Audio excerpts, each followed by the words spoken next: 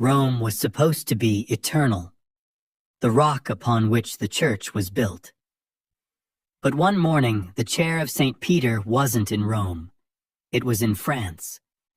Papal robes swept not the marble of the Vatican, but the stone courtyards of Avignon. 7 popes would reign from this foreign soil. For nearly 70 years, the holiest institution in Western Christendom operated in exile. Or was it occupation? Was this a retreat, or a hostile takeover, and more importantly, who truly held the keys to heaven during those lost years? Take a breath. Let the tension go. This isn't just about where the Pope lived. It's about why the Church, so powerful, so rooted in Rome, chose to uproot itself, and whether it ever truly returned. The streets of 14th century Rome were more chaos than kingdom. Cattle wandered through crumbling forums. Noble families barricaded themselves in tower houses, each more armed than the last. The Vatican, once a symbol of divine order, stood exposed physically, politically, even spiritually. Pilgrims still came drawn by centuries of tradition, but what they found was not majesty. It was neglect, factional violence, and whispers of rot beneath the gilded altars. Meanwhile, in southern France, on the banks of the Rhône, the air smelled different, cleaner. The city of Avignon, surrounded by strong walls and crisscrossed with merchant routes, offered what Rome could not: stability, safety, and conveniently a direct line to the French crown. But the move wasn't just practical, it was calculated. Quiet. And once it happened, it lasted longer than anyone expected. For nearly 7 decades, the papacy remained there, growing stronger in some ways, far weaker in others. The Church's center of gravity shifted. So did its secrets. Tonight we walk through those cloistered corridors, past the painted walls of the Palais des Papes, past the locked doors, past the silence, and into a period that reshaped the very soul of the Church, while pretending nothing had changed at all. Before we venture further into the shadows, take a moment to subscribe so you never miss a secret that history has tried to forget. You step into Rome, not the Rome of emperors or saints, but a Rome sagging under the weight of its own legend. The 14th century version stinks of decay and desperation. Stray dogs roam the alleyways. Bones bleach quietly under ancient porticos. The grandeur of basilicas has dulled, and the Tiber no longer carries the echo of prayers, but of sewage and silt. This is the city the Pope fled, abandoned not in haste, but in deliberate calculation. And perhaps with a pinch of relief. At the heart of it all lay the paradox: Rome was still sacred, but it was no longer safe. After the death of Boniface VIII, papal authority in the city fractured like a cracked fresco. Noble families, the Orsini Colonna, and the rest of that charming, ever-brawling soap opera turned the Vatican into a political tug-of-war.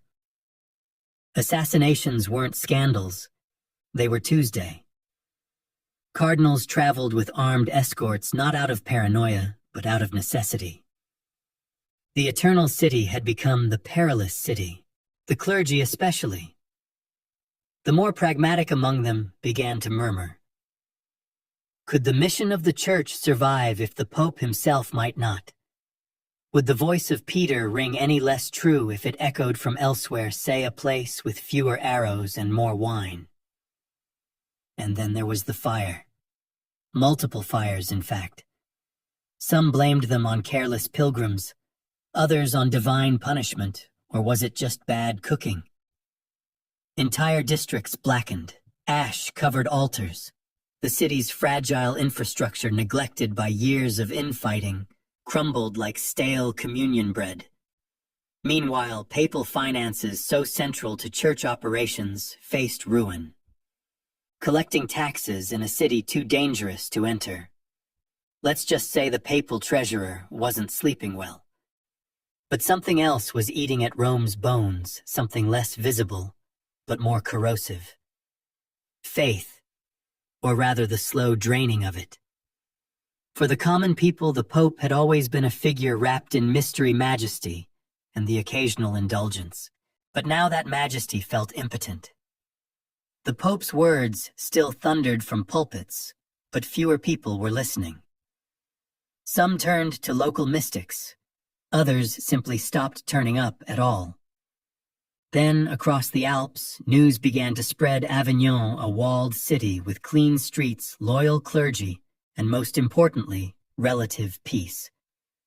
It had merchants, scholars, and enough French soldiers to deter any Roman-style family feud. There was even room to build. Perhaps, whispered a few nervous cardinals. It was time to look away from the relics and toward the future. To understand this fully, you'd need to remember what the papacy had become. Not merely a spiritual authority, but a government, a corporation, a war room. In Rome, the papal court was hostage to street gangs in bishops' robes. In Avignon, it could breathe plot and crucially raise money.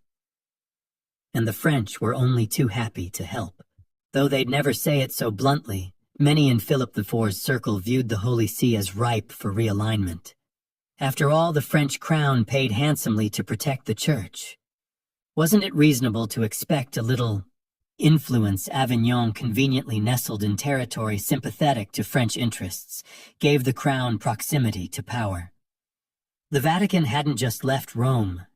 It had moved into the guest house of a king who'd rather enjoy being the landlord. Yet not everyone approved.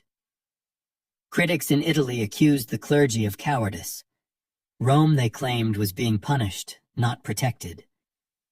They warned that abandoning the tomb of St. Peter was more than geography. It was heresy in motion. One bishop famously declared that a pope outside Rome was like a fish out of water, which is ironic considering how many Roman fish markets now doubled as battlegrounds. Scholars still debate how inevitable this exodus really was. Some point to the gradual deterioration of infrastructure politics and papal authority as proof that relocation was necessary. Others argue that the decision was engineered by a faction of French loyalists long before Rome's streets truly fell apart. One chilling document preserved in Avignon's archives lists property assessments and proposed housing for papal courtiers dated months before the official decision to move.